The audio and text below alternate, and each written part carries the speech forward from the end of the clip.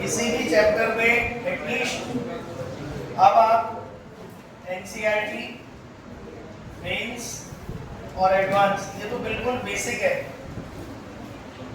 NCERT तो सभी को करनी चाहिए, उसके डेरिवेशन और जो डेफिनेशंस है, डेरिवेशंस है, वो जरूर सॉल्व करनी चाहिए 12th के चैप्टर के लिए।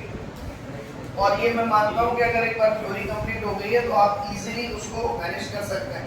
कोई नहीं है तो आप पूछ भी सकते हैं घर जाकर, ठीक। मेंस और एडवांस के पीवाईक्यू ये आपको फिर निकालना है, ठीक है। जिनके पास एडवांस की पीवाईक्यू की बुक एक अलग से आती है, एडवांस की पीवाईक्यू की, इसमें केवल आईटी के क्वेश्चंस दे रखे हैं, ठीक है। और आपके पास एमटीजी जो कंबाइंड वाली है उसमें भी आप देख ही सकते हो, ठीक। तो आपके एडवांस मेंस के पीवाईक्यू एटम के ऑलरेडी मैंने डिस्कस कर रखे हैं और इनके रिकॉर्डेड वीडियो लेक्चर भी आपको भेज रखे हैं। ये सारे पीवाईक्यू नहीं है, जो भी मेंस के अच्छे अच्छे पीवाईक्यू हैं जिनमें आप फंस सकते हैं, जिनमें कुछ नया मॉडल है, नई थ्योरी है, मॉडल भी नहीं कहूँगा, नई थ्योरी है, ठीक। वो क्वेश्चन इनमें डिस्कस कर चुके हैं, आप उनको रेफर कर सकते हैं, ठीक है। ऐसे ही एटम के एडवांस के कुछ अच्छे क्वेश्चंस, 15-20 अच्छे क्वेश्चंस जो हैं, जो एमटीजी में इस वाली में दे रखे हैं, तो उन्हें आज हम देखेंगे जिनमें आप फंसोगे। रफ और पेन निकाल लीजिए, रफ और पेन निकाल लीजिए। अगर आपको लग रहा है क्वेश्चन मैंने कर रखा है, आता है मुझे, तो उसको खुद से ट्राई करिए, इस बार आंसर निकालने के लिए, ठीक है। आपका रिवीजन भी हो जाएगा और आपको एक बार क्रॉस चेक भी हो जाएगा।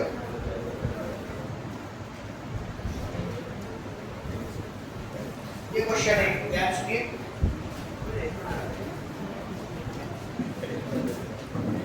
और रेडियस सबने ट्राई कर लिया ना, एडवांस की भी भाई तो कर लिया सभी ने? सारे नहीं किए, सारे नहीं किए तो अच्छी बात है, कोई बात नहीं, कर लो। और radius of fifth valence electron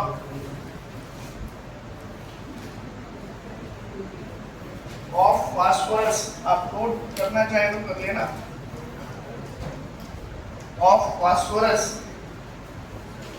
add होता है 15 फास्फोरस के लिए, acting as a dopant in silicon.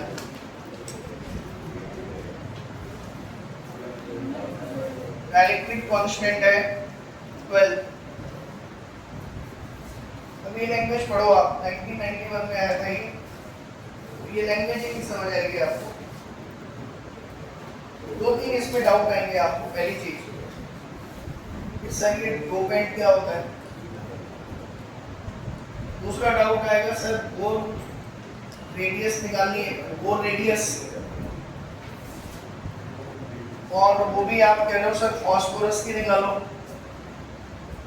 Bore radius तो हाइड्रोजन लाइक एलिमेंट के लिए होती है सर, ये आप फास्फोरस भी क्यों लगवा रहे हो, तो हाइड्रोजन लाइक नहीं है। फिफ्थ बैलेंस इलेक्ट्रॉन ऐसे तो निकालते ही नहीं थे कभी हम तो हाइड्रोजन लाइक में एक इलेक्ट्रॉन होता था। तो ये क्वेश्चन देखते ही जब पहली बार आया तो नहीं समझ पाए बच्चे फिर क्या कह रहे हैं। तो ध्यान से समझिए, वो bore radius of fifth balance electron कह रहा है ऑफ फास्फोरस। ये वाली लाइन ध्यान से पढ़िए, acting as a dopant in silicon. अगर आपसे कभी फ्री कह दिया जाए कि फास्फोरस की बोर रेडियस बताओ फ्री स्टेट में, तो आप क्या कहोगे कि क्वेश्चन गलत है, फास्फोरस के लिए बोर मॉडल एप्लीकेबल नहीं है। लेकिन when it act as a dopant in silicon, इसका क्या मतलब है। डोपिंग वर्ड पहले कभी सुना है आपने, डोपिंग। डोपिंग किसी में किसी चीज को जब मिलाते हैं कुछ, तो हम उसको डोपिंग कहते हैं। जैसे सिलिकॉन में फास्फोरस मिला दिया तो हम कहेंगे सिलिकॉन में फास्फोरस की क्या की, डोपिंग, ठीक है। अब सिलिकॉन कैसा है आपका, कितने वैलेंस इलेक्ट्रॉन है, 4।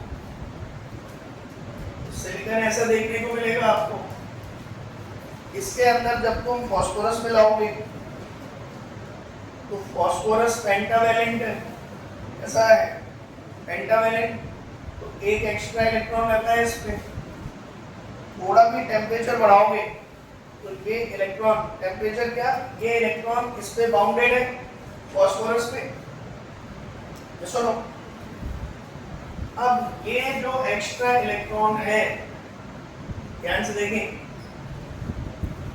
ये इस फास्फोरस के चारों तरफ घूम रहा है और इसके बाकी इलेक्ट्रॉन कहां गए आप लोग, ये जो इसके बाकी इलेक्ट्रॉन है ये कैसे हैं आपके, ऑक्टेट।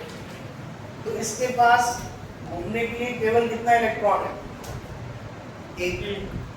अब ये किसकी तरह बिहेव कर सकता है, हाइड्रोजन है, इसकी तरह हाइड्रोजन है।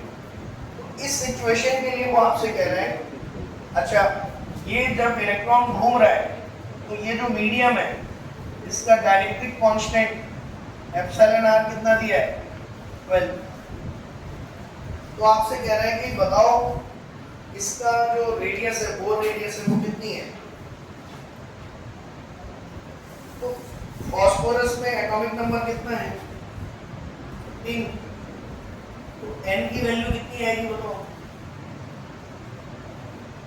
n की वैल्यू, उसने हालांकि क्वेश्चन में आपको दे ही रखा है कि bore radius of fifth valence electron, fifth valence electron, तो इसमें कितनी ऑर्बिट पॉसिबल है फास्फोरस में, बताइए। ये जो फिफ्थ वैलेंस इलेक्ट्रॉन है ये कहां, किस ऑर्बिट में घूम रहा होगा, बताइए। ये केमिस्ट्री से सीखेंगे आप, 1s2 1n2, पहली ऑर्बिट में कितने इलेक्ट्रॉन जा सकते हैं, इन जनरल किसी भी ऑर्बिट में कितने इलेक्ट्रॉन जाते हैं, 2n2। तो पहली ऑर्बिट में कितने इलेक्ट्रॉन जाएंगे, 2। दूसरी ऑर्बिट में कितने जाएंगे, 8। तो फिफ्थ वैलेंस फास्फोरस पे कितना होता है आपका, 15 है ना, 8 और 2 10, तो अभी तो नहीं हुए। ये n=1 हो गया, ये n=2 हो गया, n=3 में कितने बन सकते हैं, 18, यानी कि यही बन जाएंगे आपके। तो ये जो फिफ्थ वैलेंस इलेक्ट्रॉन है कौन सी ऑर्बिट में घूम रहे हैं, n=3। क्लियर, ये प्रूव। तो इस तरीके से आपने क्या निकाला, n, ये जो इलेक्ट्रॉन चक्कर काट रहा है वो कौन से नंबर की ऑर्बिट में काट रहा है, n=3। अब बोर की ऑर्बिट का फॉर्मूला क्या है, n²/z.529 एंगस्ट्रॉम, ये है। लेकिन याद करिए ये फॉर्मूला कब था, जब आपने एयर मान ली थी, क्या मान ली थी, एयर। अब डाइलेक्ट्रिक कांस्टेंट दे रखा है तो फॉर्मूले में जाके चेक करिए कि जहां आपने 1/4πε0 लिखा हुआ था वहां पर अब क्या आएगा, 4πε0 एग्जैक्टली। तो यहाँ पर ये फॉर्मूला बेसिकली अब बन जाएगा this one, R = εr n² a0/, और n की वैल्यू क्या रखेंगे आप यहाँ पर, n की वैल्यू क्या रखेंगे, 3, z की वैल्यू 3 और ε0 की वैल्यू 12। ठीक है, क्लियर है। इसके अंदर तो वैलेंस इलेक्ट्रॉन 1 है, इसके अंदर फास्फोरस के अंदर, तो ये हाइड्रोजन है कैसे, देखो अभी जब ये बॉन्डिंग कर रहे हैं तो क्या कर रहा है, ये बॉन्डिंग। तो उस टाइम पर हम ये मान रहे हैं कि ये जो एक्स्ट्रा इलेक्ट्रॉन है वो इसके चारों तरफ क्या कर रहा है, रोटेट, और ये पूरी तरह से इन सभी एटम से क्या कर रहा है, आपका बॉन्डेड हो गया है। तो इन इलेक्ट्रॉन की स्क्रीनिंग का कोई ना ले लूँगा या यहाँ रख लूँ। ये जो एक इलेक्ट्रॉन एक्स्ट्रा बचा वो इस पे रोटेट कर रहा है, इस फास्फोरस कैटाइन कह लो या कुछ भी कह लो। ये एक पॉजिटिव चार्ज है और अब इसके चारों तरफ ये इलेक्ट्रॉन क्या कर रहा है, सर्कुलेट। लेकिन जो अंदर वाले 10 इलेक्ट्रॉन वो भी तो होंगे। हाँ बिल्कुल होंगे, ये वाले इलेक्ट्रॉन भी प्रेजेंट होंगे 2 और 8, लेकिन उसने कहा है ऐसा कुछ कि when phosphorus act as a dopant then find out the radius of fifth valence electron। तो आप यहाँ पर इस स्टेट में ये मान सकते हैं कि इस इलेक्ट्रॉन को बोर मॉडल की तरह कि भाई ये हाइड्रोजन लाइक एटम है वो ऐसे घूम रहा है। देखो जो भी इलेक्ट्रॉन का इफेक्ट होता है मल्टी इलेक्ट्रॉन सिस्टम में, वो सेम ऑर्बिट में प्रेजेंट इलेक्ट्रॉन एक दूसरे को इफेक्ट ज्यादा करते हैं, ठीक है, रादर देन अलग अलग ऑर्बिट में प्रेजेंट इलेक्ट्रॉन। तो जब भी हम किसी ऑर्बिट की रेडियस निकालते हैं और उस पर्टिकुलर इलेक्ट्रॉन पर हम जब फोर्स लिखते हैं तो मल्टी इलेक्ट्रॉन सिस्टम में उसी ऑर्बिट में प्रेजेंट दूसरा इलेक्ट्रॉन उसे अफेक्ट करता है, उसकी वजह से डिविएशन ज्यादा आता है, उनका इफेक्ट हट गया, इसीलिए इसको हम सिंगल हाइड्रोजन की तरह कंसीडर कर सकते हैं, ठीक है। नेक्स्ट क्वेश्चन लिखिए, नेक्स्ट लिखिए 1983 में एक क्वेश्चन आया और इसने कहा if element with quantum number n greater than 4, quantum number n greater than 4 do not exist। उसने एक हाइपोथेटिकल सिचुएशन दी कि 4 से ज्यादा क्वांटम नंबर वाले एलिमेंट एग्जिस्ट ही नहीं कर रहे। अभी कितने एलिमेंट एग्जिस्ट करते हैं पीरियोडिक टेबल में, कितने हैं अभी, कितने हैं टोटल एलिमेंट 118, और n कहां तक जाता है 7 तक। अगर n 4 के बाद अलाउड ना हो तो कितने डिफरेंट एलिमेंट पॉसिबल होंगे, ये क्वेश्चन है, बताइए।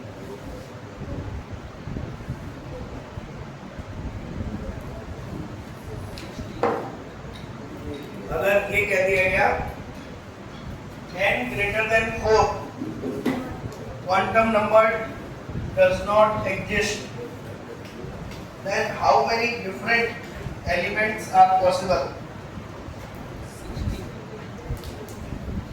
How many different elements are possible?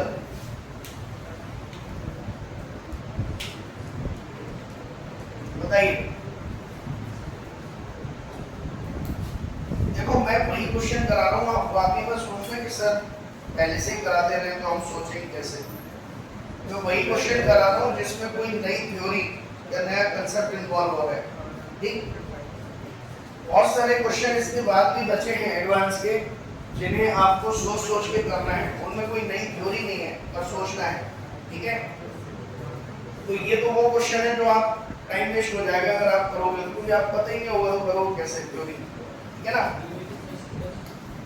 तो आप ये मान के चलिए कि अगर क्वांटम स्टेट पता है आपको तो नंबर ऑफ एलिमेंट कैसे पता करते हैं, केमिस्ट्री पढ़ा होगा आपने 2 into 1 square, 2 into कितने डिफरेंट इलेक्ट्रॉन, कितने नंबर ऑफ इलेक्ट्रॉन। देखो जैसे ही एक इलेक्ट्रॉन ऐड होता है नया एलिमेंट बन जाता है, तो आपको बस ये पता करना है कि कितने नंबर ऑफ इलेक्ट्रॉन्स एटम के चारों तरफ घूम सकते हैं।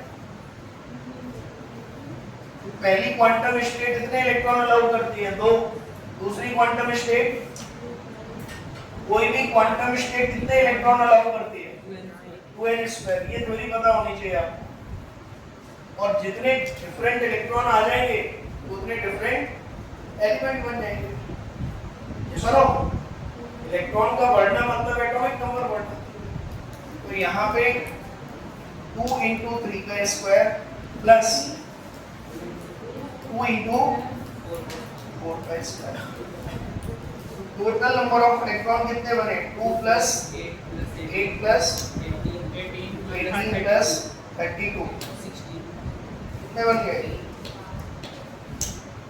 इतने ही एलिमेंट पॉसिबल है, क्योंकि इतने ही इलेक्ट्रॉन्स पॉसिबल है। इतने ही इलेक्ट्रॉन एटम के चारों तरफ अपनी अपनी क्वांटम स्टेट रिक्वायर कर सकते हैं। सुनो, तो ये कुछ इस तरीके का है कि क्लास में कितनी बेंचेस होंगी उतने स्टूडेंट होंगे। अगर ये फिक्स है कि एक बेंच पे इतने स्टूडेंट होते हैं तो बेंचेस काउंट करके हम नंबर ऑफ स्टूडेंट काउंट कर सकते हैं। तो ये बेसिकली 2n स्क्वायर क्या है?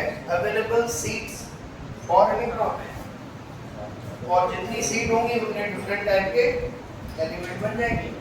तो समझो, तो ये क्वेश्चन का नेक्स्ट क्वेश्चन लेंगे। नोट करना है तो आप नोट कर सकते हैं साथ साथ। जब तक मैं दूसरा क्वेश्चन क्रिएट कर रहा हूँ, क्वेश्चन एटलीस्ट लिखना चाहो तो लिख लो, सॉल्यूशन वगैरह कर जाके आप कर लेना। देन 1999 में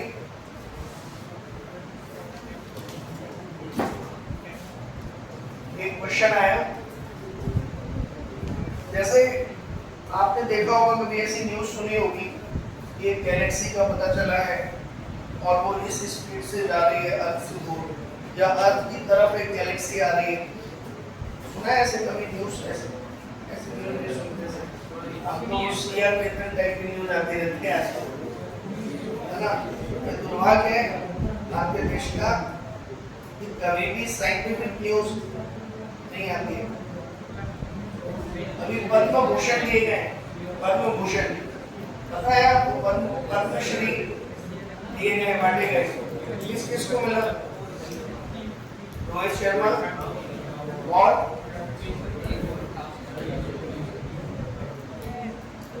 देखो, रोहित शर्मा का नाम पता है सबको? इंडिविजुअल में रोहित शर्मा, लेकिन किस साइंटिस्ट को मिला नहीं पता। एक तो दुर्भाग्य प्रदेश का साइंटिफिक टेम्परामेंट जीरो ही नहीं है, माइनस में है, माइनस में। किस चीज के लिए मिला, क्यों मिला, किसको मिला, ये नहीं पता है। एक पर्सन है, उनकी रील भी बहुत वायरल हुई। वो साइंटिस्ट थे पहले, फिर रिटायरमेंट लिया उन्होंने, उसके बाद एक्टर बन गए।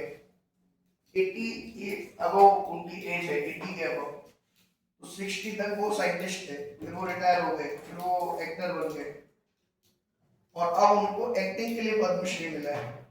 60 साल साइंटिस्ट रहे, उसके लिए नहीं मिला। तो ये दिक्कत है। इसीलिए क्या है, आप लोगों में से बहुत सारे बच्चे इसीलिए चूज नहीं करते साइंस में जाना एक एज के बाद, क्योंकि उन्हें ये लगता है कि ना नेम है, ना फेम है, ना पैसा है, कुछ है ही, है ना? लेकिन वो एक ऐसी स्टेट है जिसमें आप जब पहुंच जाते हो। मैंने एक दिन एक स्टेटस शेयर किया था, एक साइंटिस्ट, एक फिजिसिस्ट, अभी जिंदा है वो, 12 करोड़ रुपए मिले थे उनको, जो अवार्ड उन्होंने जीता। नोबेल प्राइज से भी बहुत वैल्यू है उसकी, वॉल्फ करके कुछ अवार्ड का नाम है। 12 करोड़ रुपए, आप समझ लो 12 करोड़ रुपए कितने होते हैं। डोनेट करते हैं सारे, पूरे रिसर्च में लगा हुए इंडिया। आज हम करेंगे डिस्कस, जब हम न्यूक्लियर रिएक्शन पढ़ रहे होंगे तो आपको पता चलेगा कि क्यों इंडिया में रिसर्च नहीं होती है क्वांटम लेवल पे, उसका रीजन क्या है ना? चलिए 1999 में इस चीज पे बात हुई कि आज भी आपका एक और लेक्चर है। हाँ बेटा, आज भी आपका एक और लेक्चर है, कल की तरह है, देखेंगे। नीरज सर आए हैं?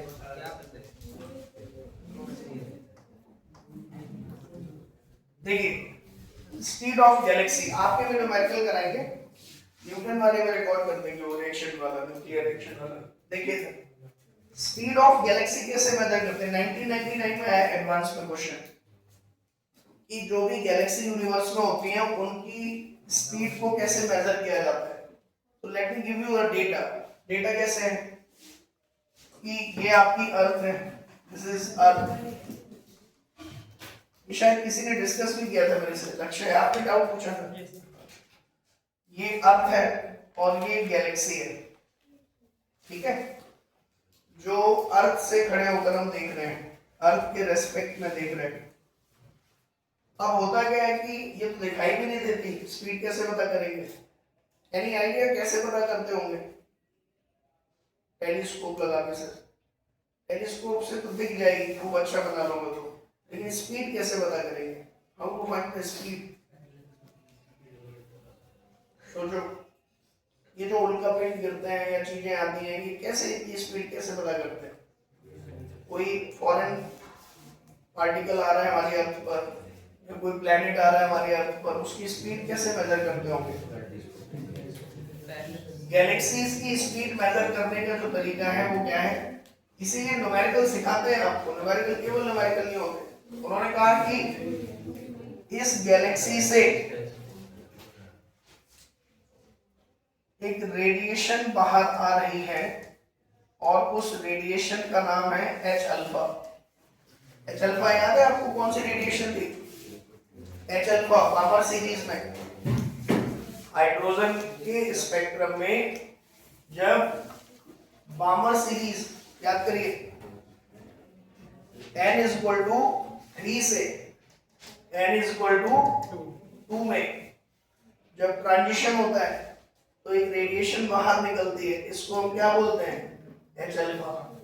हाइड्रोजन के अंदर जब n इक्वल टू 4 से n इक्वल टू 2 पर रेडिएशन, इलेक्ट्रॉन ट्रांजिट करता है, तो जो रेडिएशन निकलती है उसको क्या बोलते हैं? H beta. ठीक है, तो ये तो बैकग्राउंड है कि एच अल्फा होता क्या है। तो गैलेक्सीज के अंदर भी तो हाइड्रोजन रहे होंगे, हर प्लैनेट पे हाइड्रोजन है।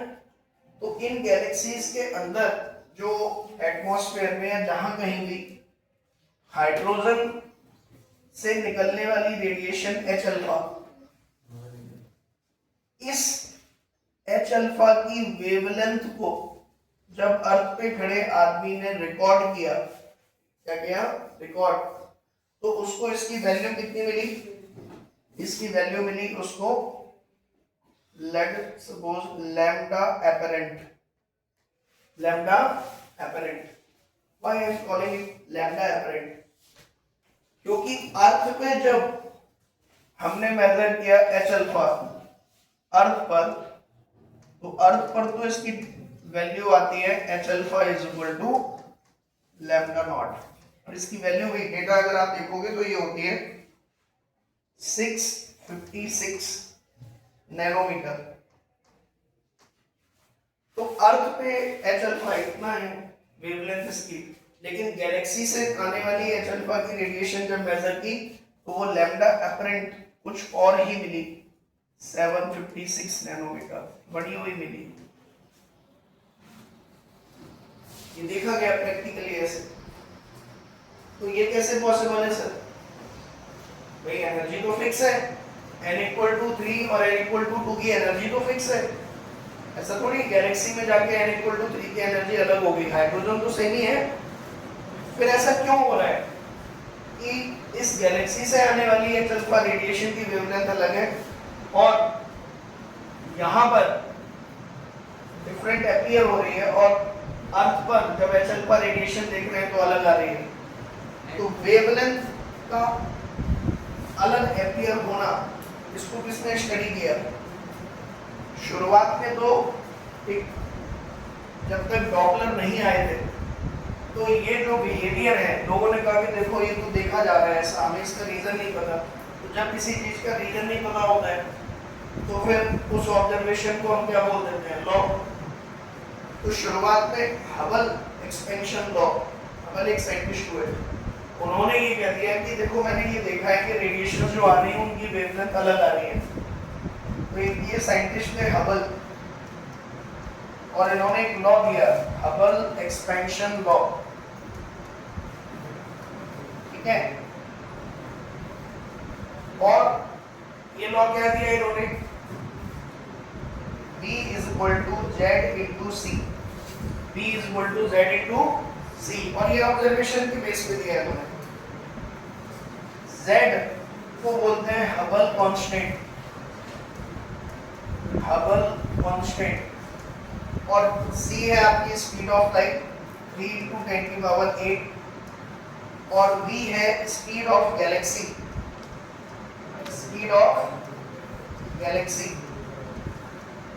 विद रिस्पेक्ट टू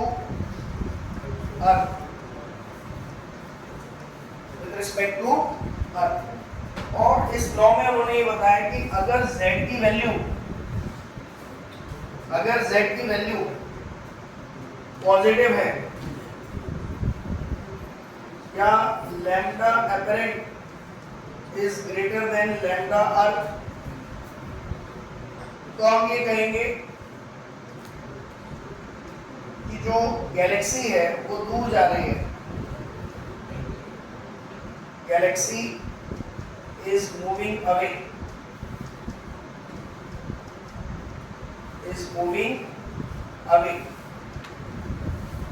z अगर नेगेटिव है, इसका मतलब अगर lambda apparent is less than lambda E है, तो हम कहेंगे galaxy is moving toward the अर्थ,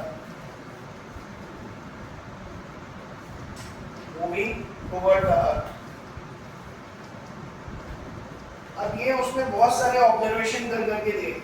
अगर z 0 है तो p 0 होगा, ठीक है, और z का फॉर्मूला भी दिया उसने, z is defined as delta lambda upon lambda, where delta lambda is lambda apparent minus lambda earth, ये फॉर्मूला दिया उसमें based on observation, based on experiment. ठीक, इनके बहुत समय के बाद हालांकि आपको ये क्वेश्चन इस फॉर्मूले से भी सॉल्व हो सकता है, केवल हबल्स एक्सपेंशन लॉ से। आप क्या करेंगे, डायरेक्टली इसको यूज करेंगे, v equal to lambda apparent minus lambda earth divided by lambda earth into c। तो उसने क्वेश्चन में क्या दिया, लैम्डा अपरेंट दे रखा है, लैम्डा अर्थ दे रखा है, और स्पीड ऑफ लाइट दे रखी है। तो आपको क्या पता लग जाएगा, speed of Galaxy. Is that clear? तो एटमॉस्फेयर में और भी तो हाइड्रोजन एटम्स होते हैं, तो ये कैसे पता चलेगा गैलेक्सी से आ रहा है वो HL2 है?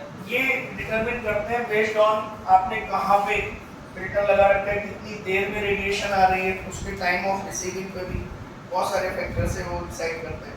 ये हम इन रेडिएशंस को ऑब्जर्व कर रहे हैं, ठीक है। सर और ये कैसे पता चलेगा गैलेक्सी आ रही है मीटरॉइड आ रहा है? अब वो तो कुछ भी गैलेक्सी एस्ट्रॉइड जहाँ पर आप फोकस करोगे, भाई हम इससे रेडिएशन एनालाइज कर रहे हैं, कोई पर्टिकुलर ऑब्जेक्ट आ रहा है, उसी पे अगर हम फोकस कर रहे हैं, ठीक है, तो वो सेटअप बनाते होंगे वो कुछ कि भाई हमें पर्टिकुलरली इसी को अगर एनालाइज करना है। बाकी आप पता करिए उसको। दोनों क्वेश्चन वैलिड है आपको कि बीच में कैसे पता करें कि रेडिएशन गैलेक्सी से आ रही है, बीच के किसी हाइड्रोजन से आ रही है, तो कोई ना कोई सेटअप होता होगा जिससे वो डिफरेंशिएट करते होंगे, ठीक है, तो वो पता करके वो करेंगे, ठीक है।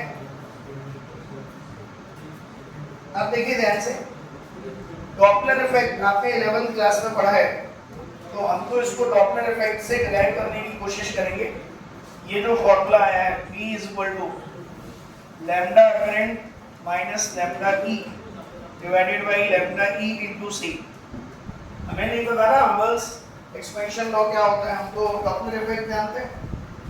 डॉपलर इफेक्ट याद करिए क्या था, व्हाट वाज डॉपलर इफेक्ट, याद करिए, याद है आपको? ये सोर्स था, एक ऑब्जर्वर था, और सोर्स से ऑब्जर्वर की ये डायरेक्शन है। अब अगर मान लीजिए ये सोर्स इधर जा रहा है, अवे जा रहा है इस तरफ, this is the velocity of source, ठीक, और ये क्या है आपका ऑब्जर्वर। सुनो, ऑब्जर्वर आपका किस में है, रेस्ट में। तो इसके लिए जरा मुझे बताइए एपरेंट फ्रीक्वेंसी कैसे लिखते थे, f डैश, एक्चुअल फ्रीक्वेंसी ये v क्या है, स्पीड ऑफ साउंड है ना, तो v माइनस v को अपॉन v माइनस ds, और अब सिंस ये रेस्ट में है तो vo क्या ले लेंगे, 0, और सोर्स जो है वो सोर्स को ऑब्जर्वर के अपोजिट जा रहा है, तो इसकी वेलोसिटी जो भी मैग्नीट्यूड है वो क्या आ जाएगी, नेगेटिव। मान लो ये v नॉट है, तो ये कितना बन जाएगा आपका f naught into v upon v plus v naught, ये बना। अब इसको इधर ले आओ, f dash upon f naught is equal to v upon v plus v naught, ऐसा हो गया। अब यहाँ पर ध्यान से देखो, h अल्फा रेडिएशन, ये क्या है, इलेक्ट्रोमैग्नेटिक लाइट, रेडिएशन क्या है, ये वेव स्पीड ऑफ लाइट से जाएगी, तो यहाँ साउंड की जगह हम क्या ले लेंगे, स्पीड ऑफ लाइट। साउंड की वेलोसिटी थी वैसे तो वहां पर, लेकिन अब क्या लेंगे इसको, स्पीड ऑफ लाइट, तो c अपॉन c प्लस ये v नॉट क्या है, गैलेक्सी की स्पीड। हम तो अर्थ पे ही खड़े हैं, इसलिए अर्थ किस पे दिख रही है हमें, रेस्ट में। तो सुनो, तो हम अर्थ पे खड़े होकर देख रहे हैं, तो इसीलिए ऑब्जर्वर क्या लिया है, रेस्ट में। देन यहां से अगर आप ध्यान से देखें, इसको थोड़ा सा सॉल्व करें, तो हमें अल्टीमेटली ये v नॉट निकालना है। I want to find out this v not, तो f not upon f dash is equal to आ जाएगा c plus v not by c। इसको सॉल्व करेंगे तो 1 plus v not by c, और f नॉट को क्या लिख सकते हैं बताओ, in terms of wavelength c by lambda, तो ये बन जाएगा lambda dash upon lambda is equal to 1 plus v not by c। इसको सॉल्व करेंगे तो देखो यही स्टेटमेंट आ जाएगी, 1 इधर ले आएंगे, lambda dash minus lambda divided by lambda is equal to v not by c। Is that clear bro? और यहां पर ध्यान से समझिए, डॉक्टर ने क्या बताया, लैम्डा डैश अगर लैम्डा से बड़ा है, लैम्डा डैश अगर बड़ा है इसका मतलब लैम्डा बढ़ रहा है तो किस तरफ जाएगा स्पेक्ट्रम, किस कलर की तरफ, रेड की तरफ। ये सुनो, तो जब आप स्पेक्ट्रोग्राफ देखेंगे, ये जो रेडिएशन आ रही है, रेडिएशन को कैसे देखते थे, स्पेक्ट्रोग्राफ से, वो याद है, वो फिल्म लगाते थे तो कलर दिखते थे। तो जब आप इस स्पेक्ट्रम को देखेंगे स्पेक्ट्रोग्राफ पे, तो आपको रेड कलर दिखाई देगा ज्यादा, क्या दिखाई देगा, रेड कलर। इसका मतलब रेड कलर की तरफ अगर स्पेक्ट्रोग्राफ शिफ्ट हो रहा है या डोमिनेट कर रहा है रेड कलर, इसका मतलब क्या है, गैलेक्सी पास आ रही है, दूर जा रही है, दूर जा रही है गैलेक्सी। अगर आपका स्पेक्ट्रोग्राफ पे कलर का पैटर्न वायलेट की तरफ जा रहा है, रेड से दूर जा रहा है, तो दो तरह की शिफ्ट डिफाइन की गई, red shift and blue shift, red shift and blue shift. तो ये जो फॉर्मूला है आपका, ये बेसिकली किसके लिए है, ये जो अभी आपने लगाया है यहाँ पर, ये v प्लस vo किया ना आपने, ये vo क्यों किया, क्योंकि दूर जा रहा है, तो ये रेड शिफ्ट के लिए है, इसके लिए है।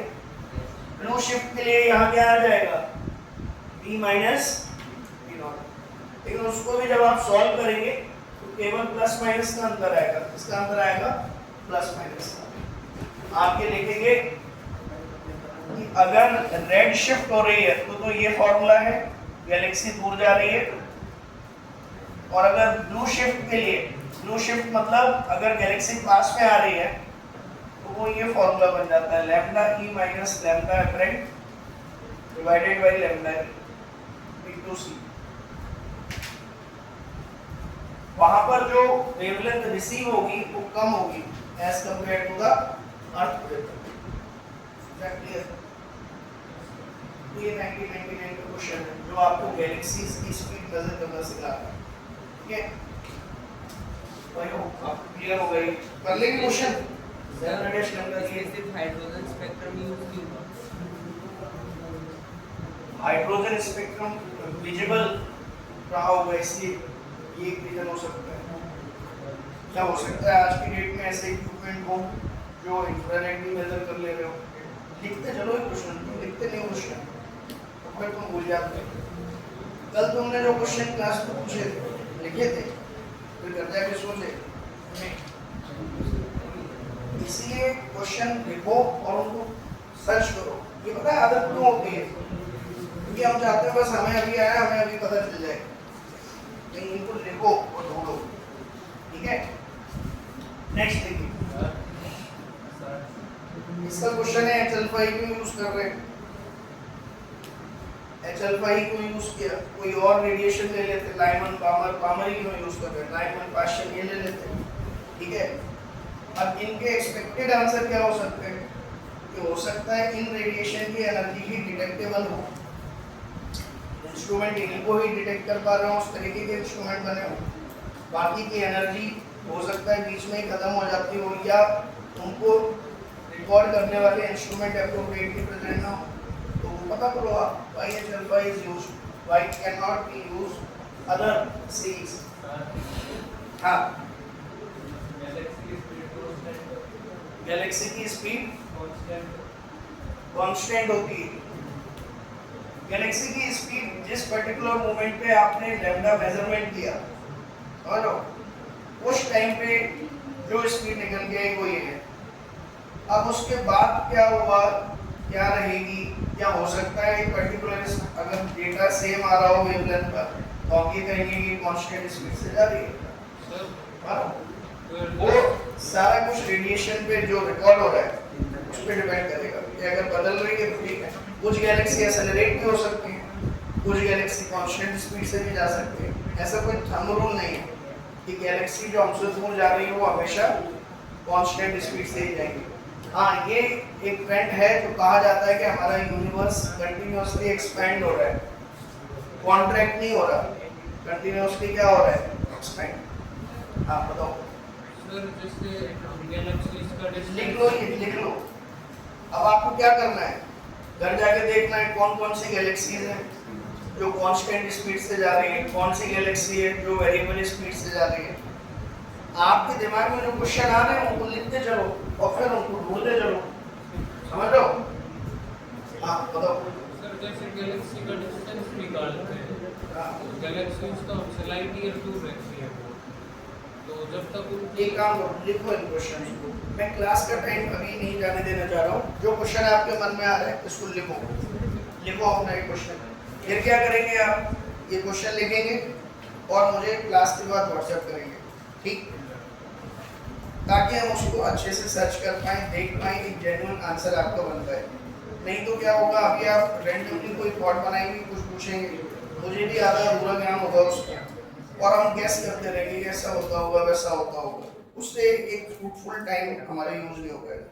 लेकिन क्वेश्चंस लिखो जरूर, ठीक है, जो भी क्वेश्चन दिमाग में आए घर से लिख लो पीछे के, ठीक, और वो फिर साइड कर दो, बोला सर ये देखना ये चीज कैसे होती है। आप भी घर जाए, घर जाके उनको देखें एक बार, नेट पे पूछे। इससे पता क्या होता है, इससे आपका ही साइंटिफिक टेम्परामेंट डेवलप होता है कि मैंने कुछ सोचा और अब मैं उसको ढूंढ रहा हूँ, ठीक है। नेक्स्ट देखिए क्वेश्चन नंबर 2019 में एक ये क्वेश्चन आया, 2019 में। देखो पता है क्या होता है बेटा, मैं ये चीज देख रहा था, एक टीचिंग या एक पढ़ाई होती है जो बिल्कुल टू द पॉइंट होती है आईआईटी के लिए, एक पढ़ाई होती है जो बिल्कुल ही रैंडम होती है, बिल्कुल ही रैंडम, कुछ भी पूछ रहे हैं, कहीं भी जा रहे हैं, कोई बाउंड्री नहीं है। हमें इन दोनों चीजों में बैलेंस बिठाना है। जनरली क्या करते हैं लोग, या तो बिल्कुल इसमें घुस जाएंगे, ठीक, और फिर बाद में बोर हो जाते हैं, बाद में फ्रस्ट्रेट होते हैं कि मजा नहीं आ रहा, या फिर क्या होगा कि लोग बिल्कुल ही इसमें घुस जाएंगे। समझ लो कि जो चल रहा है, जो कंपटीशन का सिलेबस या जो भी हमारी न्यूमेरिकल की स्किल है वो फिर बिल्कुल ही छोड़ देंगे इसको, वो पूरी तरीके से स्वाद लेने वाले इसमें आ जाते हैं कि भाई इसमें ही मजा आ रहा है इन सब चीजों में, तो वो भी लंबे समय तक नहीं चलती क्योंकि फिर रिजल्ट नहीं आता और फिर प्रेशर बढ़ने लगता है, फिर ये भी छूट जाता है। आपको अपनी स्टडीज में बैलेंस बना के चलना है, समझे, कि ये भी सही से चले और ये भी पैरेलल में चले, तब ये जबरदस्त कॉम्बिनेशन बनता है कि आप अच्छे कॉलेजेस में भी पहुंचते हैं और आपका साइंटिफिक टेम्परामेंट भी डेवलप करता है। Is that clear? सो इसीलिए थोड़ा सा मैं आपको तरीके बता रहा हूँ कि कब आपको कौन सी चीज करनी है और किस तरीके से हमें आगे बढ़ना है। अब ये क्वेश्चन है जो वो 2019 में आया है, इसमें कह रहा है कि एक एटम है और इसने बाहर से एक फोटोन जिसकी वेवलेंथ लैम्डा है इसको एब्जॉर्ब कर लिया। एब्जॉर्ब करने का मतलब इसका जो इलेक्ट्रॉन होगा वो इस फोटोन को एब्जॉर्ब करने के बाद हायर एनर्जी ऑर्बिट में चला गया होगा किसी में। सुनो, तो आपको ये बताना है what is the change in momentum of atom. इतना सा क्वेश्चन है, बताइए। जब ये फोटोन इस एटम ने एब्जॉर्ब कर लिया, what is the change in the momentum of atom. Atom के मोमेंटम में कितने का चेंज आया, बताइए। सोचो, मैं दूसरा क्वेश्चन लिख रहा हूँ। लैम्डा वेव है ना, या फिर लैम्डा फोटोन है, फोटोन की वेवलेंथ है ये। फोटोन की क्या है, वेवलेंथ। ये फोटोन आके इस एटम में एब्जॉर्ब हो गया, तो आपको ये एब्जॉर्ब होने का मतलब ये एनर्जी है। एनर्जी है ही, इस इलेक्ट्रॉन ने ले ली और इलेक्ट्रॉन चला गया कहाँ, हायर एनर्जी ऑर्बिट में। आपको ये बताना है एटम पहले तो रेस्ट में था और ये फोटोन आ रहा था, फोटोन एब्जॉर्ब हो गया, मतलब फोटोन खत्म। अब बचा क्या रह गया, केवल एटम। तो एटम का मोमेंटम में चेंज कितने का होगा, एटम पहले रेस्ट में था। कंजर्वेशन ऑफ मोमेंटम अप्लाई करिए, सोचिए इसको। फोटोन के एटम से टकराने से पहले सिस्टम का मोमेंटम कितना था, मोमेंटम ऑफ फोटोन, एटम का मोमेंटम कितना था, 0। जब ये एटम फोटोन को एब्जॉर्ब कर लेगा, फोटोन क्या है, एनर्जी, एनर्जी खत्म हो गई। तो उसके बाद ये जो एटम है इसको मोशन में आना पड़ेगा, नहीं तो मोमेंटम कंजर्व हो ही नहीं पाएगा। तो जो एटम का मोमेंटम है वो p-atm हो गया और फोटोन तो गायब ही हो गया। तो ये जो एटम का नया मोमेंटम है, पहले कितना था, 0। तो ये किसके इक्वल होगा, मोमेंटम ऑफ फोटोन। और फोटोन का मोमेंटम कितना होता है, h/λ। ये आंसर था इसका।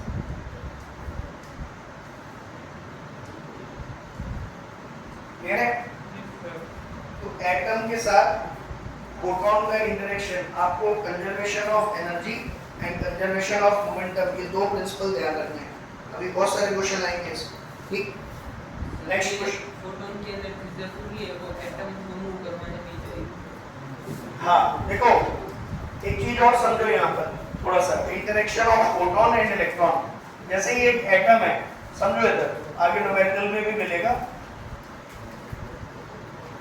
जैसे यहाँ पे इसकी एनर्जी है 13.6 और इसकी है -3.4। ध्यान समझना बेटा। अब मेरे पास एक तो इलेक्ट्रॉन है और एक फोटोन है, ठीक। फोटोन की एनर्जी आपकी मान लीजिए है 8.2 इलेक्ट्रॉन वोल्ट। कितनी है, 8.2 इलेक्ट्रॉन वोल्ट, ठीक है। अब ये फोटोन मैंने इसको दिया तो ये n = 1 पे गया, यहाँ पर इलेक्ट्रॉन बैठा हुआ है, इसने कहा कि ये एनर्जी ले लो 8.2 इलेक्ट्रॉन वोल्ट। इलेक्ट्रॉन क्या कहेगा, क्या तुम्हारी एनर्जी से मैं n = 2 में जंप कर सकता हूँ। कितनी एनर्जी चाहिए इसको जंप करने के लिए, 10.2 इलेक्ट्रॉन वोल्ट। इस पे कितनी है, तो ये मना कर देगा, इलेक्ट्रॉन नहीं चाहिए। फोटोन या तो अपनी पूरी एनर्जी दे देगा और या तो बिल्कुल भी नहीं देगा। और फोटोन एनर्जी कब देगा, जब उसकी एनर्जी लेके इलेक्ट्रॉन को कोई फायदा हो रहा हो। समझ रहे? तो यहाँ पे इस फोटोन को जब आप इस पे टकराएंगे तो ये फोटोन एब्जॉर्ब नहीं होगा, ये फोटोन एब्जॉर्ब नहीं होगा। तो मान लो कोई क्वेश्चन में ऐसा आया कि एक फोटोन एटम से टकराया जिसकी इनिशियल एनर्जी ये है, एटम रेस्ट में है, तो इस कॉलिजन का जो रिजल्टेंट आएगा वो क्या आएगा? बताओ, गेस करो। इस कॉलिजन का जो रिजल्टेंट आएगा वो क्या आएगा? कुछ भी नहीं होगा। कुछ भी नहीं। ये एटम, ये जो आपको फोटोन है वो निकल जाएगा, इलेक्ट्रॉन ने ली ही नहीं उसकी एनर्जी। बात समझ में आ रही है? यस और नो? ना ही कोई कॉलिजन हुआ, इस इलेक्ट्रॉन ने इस फोटोन के किसी भी एनर्जी को यूज नहीं किया। अब मान लीजिए इलेक्ट्रॉन आया सेम एनर्जी पे, अब इस इलेक्ट्रॉन ने इससे कहा कि भाई यहाँ पे, तो ये फिर से यही पूछेगा कि क्या तुम्हारे पास कुछ एनर्जी है उसको बाहर निकालने के लिए? बोला नहीं। तो यहाँ पर भी कोई ट्रांजिशन नहीं होगा, कोई ट्रांजिशन नहीं होगा। तो इस दोनों कॉलिजन में अगर मैं आपसे कहूं टकराने से पहले और टकराने के बाद, ये हो सकता है कि इस फोटोन के केस में तो कोई भी एनर्जी खर्च नहीं होगी, तो इस केस में तो आप कह सकते हैं कि फोटोन की एनर्जी जो पहले थी वही बाद में है। लेकिन इलेक्ट्रॉन वाले केस में ऐसा पॉसिबल है कि इलेक्ट्रॉन की काइनेटिक एनर्जी क्या हो जाए? चेंज, और एटम की काइनेटिक एनर्जी क्या हो जाए? चेंज। टक्कर हो गई, एटम मोशन में आ गया, इलेक्ट्रॉन थोड़ा स्लो हो गया, ये पॉसिबल है। लेकिन total kinetic energy before the collision, total kinetic energy after the collision क्या रहेगी? सेम। ठीक है, ये पॉसिबल है कि 8.2 इलेक्ट्रॉन वोल्ट में अब टकराने के बाद इलेक्ट्रॉन की एनर्जी 4.2 इलेक्ट्रॉन वोल्ट रह जाए और एटम की एनर्जी, काइनेटिक एनर्जी जो है इसको घटा के कितना बना? 4 इलेक्ट्रॉन वोल्ट। तो इलेक्ट्रॉन अपनी काइनेटिक एनर्जी शेयर कर सकता है एटम के साथ आफ्टर द कॉलिजन, लेकिन फोटोन अपनी काइनेटिक एनर्जी एटम के साथ शेयर नहीं करेगा। समझ आ गई बात आपको? ये सुनो। अच्छा सर, अगर 8.2 की जगह मान लीजिए 10.2 ले लूं मैं, 10.2 इलेक्ट्रॉन वोल्ट, तो क्या होगा? अब यहाँ पर क्या हो सकता है कि ये फोटोन इस इलेक्ट्रॉन को अपनी एनर्जी दे दे और इलेक्ट्रॉन कहाँ चला जाए? हायर एनर्जी स्टेट में, हायर एनर्जी स्टेट में, क्योंकि अब इसके एनर्जी को लेके वो हायर एनर्जी स्टेट में जा सकता है। ठीक है, और फिर हम ये कह सकते हैं थोड़ी देर के बाद 10⁻⁻⁻⁻⁻⁻ के बाद वापस आ जाएगा, फिर वो उसी एनर्जी का फोटोन क्या कर देगा? इमिट कर देगा। ये सुनो। लेकिन अगर मैं कहूं कि वापस आने से पहले की स्टेट में क्या होगा? Less than 10⁻⁻⁻⁶ second, 8 second. तो अगर मैंने फोटोन दिया, इस एटम ने उसको एब्जॉर्ब कर लिया, तो हम कहेंगे कि इस दौरान काइनेटिक एनर्जी में लॉस हो गया। क्या हो गया काइनेटिक एनर्जी में? लॉस। कहाँ चली गई काइनेटिक एनर्जी? इस इलेक्ट्रॉन को ट्रांजिशन कराने में क्या हो गई? खर्च हो गई। तो फिर ये कॉलिजन फोटोन का इस एटम के साथ कैसा होगा? इलास्टिक या इनइलास्टिक? इनइलास्टिक। तो जब भी कभी न्यूमेरिकल में कॉलिजन का क्वेश्चन आए एटम के साथ और ये कहा जाए कि इनइलास्टिक कॉलिजन हो रहा है, इसका मतलब क्या समझोगे आप? कि ट्रांजिशन हो रहा है एटम में। क्या हो रहा है? ट्रांजिशन। जरूर कुछ ना कुछ एनर्जी एब्जॉर्ब करके इलेक्ट्रॉन क्या कर रहा है? ट्रांजिशन। और अगर ये कहा जाए कि ये photon collided with an atom elastically, इसका मतलब कोई भी ट्रांजिशन नहीं हुआ। Is that clear? बोलो। अच्छा सर, अगर 11.2 इलेक्ट्रॉन वोल्ट हो जाए फोटोन और इलेक्ट्रॉन की एनर्जी, तो क्या होगा? ये फोटोन 11.2 वाला जब इस इलेक्ट्रॉन से बात करेगा, क्या लगता है आपको, ये इलेक्ट्रॉन जाएगा इक्वल टू 2 में? 10.2 ले ले, चला जाए। फोटोन या तो पूरी एनर्जी देगा या बिल्कुल भी नहीं देगा, ये ध्यान रखना है। तो 11.2 इलेक्ट्रॉन वोल्ट भी इस इलेक्ट्रॉन को ट्रांजिशन नहीं कराएगा, कॉलिजन इलास्टिक ही होगा। लेकिन अगर इलेक्ट्रॉन आ गया 11.2 इलेक्ट्रॉन वोल्ट पे, तो वो क्या करेगा, वो इस इलेक्ट्रॉन को ट्रांजिशन करा देगा और जो बाकी बची एनर्जी है, काइनेटिक एनर्जी, वो अपने और एटम के बीच में बांट लेगा, अपने और एटम के बीच में बांट लेगा। क्या ये बात समझ आ रही है आपको? बोलो। एटम के अंदर अब जाएगा जब इसको भिगोगे तुम इसकी तरफ, इलेक्ट्रॉन रिवॉल्व करना कब शुरू होगा? जब छोड़ेगा, ये जो नया इलेक्ट्रॉन अभी का ये एटम के अराउंड घूमना शुरू कर देगा। नहीं, ये इतनी हाई एनर्जी में है कि इससे इंटरेक्ट करके निकल जाएगा, समझो? तो ये नहीं घूमेगा इसके अराउंड, ये तो बस जाएगा, इससे इंटरेक्शन करेगा। अगर इसकी एनर्जी 10.2 से ज़्यादा है तो ये इस इलेक्ट्रॉन को ट्रांजिशन कराएगा, बाकी जो बची एनर्जी है उसको अपने और एटम के बीच में बांट लेगा, दोनों को क्या दे देगा, kinetic energy. Is that clear? Prove. Sir ये फोटोन अगर 11.2 इलेक्ट्रॉन वोल्ट लेके जा रहा है, हाँ, तो वो सारी इलेक्ट्रॉन को दे के उसको ट्रांजिशन करा के नहीं जा सकता। सारी की सारी नहीं देगा ना, सारी की सारी कहाँ लेगा ये, इसको केवल कितना चाहिए, 10.2। ये इलेक्ट्रॉन किसी न किसी ऑर्बिट में रहेगा, या तो बिल्कुल ही फ्री होना चाहेगा, हवा में नहीं लटकना चाहेगा, क्योंकि हवा में स्टेबिलिटी नहीं है। स्टेबिलिटी या तो यहाँ है या यहाँ, ये स्टेबल ऑर्बिट अलाउड ऑर्बिट्स है as per the Bohr quantization principle. तो या तो वो इतनी एनर्जी ले ले कि एक क्वांटाइज स्टेट से दूसरी क्वांटाइज स्टेट में चला जाए, या फ्री ही हो जाए। तो कल को अगर मान लो इसकी एनर्जी दे दूं मैं 14 इलेक्ट्रॉन वोल्ट, तो क्या होगा, ये 13.6 एनर्जी तो खत्म कर देगा, और फिर इससे कितने इलेक्ट्रॉन बाहर निकलेंगे, 2। और जो बची एनर्जी है वो किस किस में बढ़ेगी, एटम में, और वो जो 2 फ्री इलेक्ट्रॉन है उनमें। Is that clear? तो ये इंटरेक्शन आपको क्लियर होना चाहिए एटम का इलेक्ट्रॉन के साथ और प्रोटॉन के साथ, और कब कॉलिजन इलास्टिक होगा, कब इनइलास्टिक होगा। ये क्लियर है? देखिए नेक्स्ट क्वेश्चन, इस पे बेस्ड क्वेश्चन आएगा आपका। देखिए 19 अभी देख लेते हैं, इसका एक क्वेश्चन है 61, बिल्कुल जो अभी हमने डिस्कस किया है उसी पर बेस्ड है।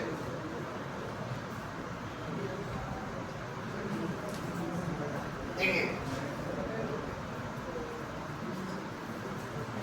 आपको ये बताना है क्या क्या चीजें पॉसिबल हैं इसमें।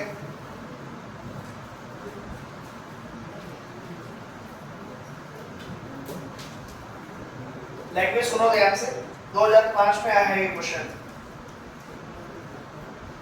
एक फोटोन है, वो कोलाइड हो रहा है स्टेशनरी हाइड्रोजन एटम के साथ।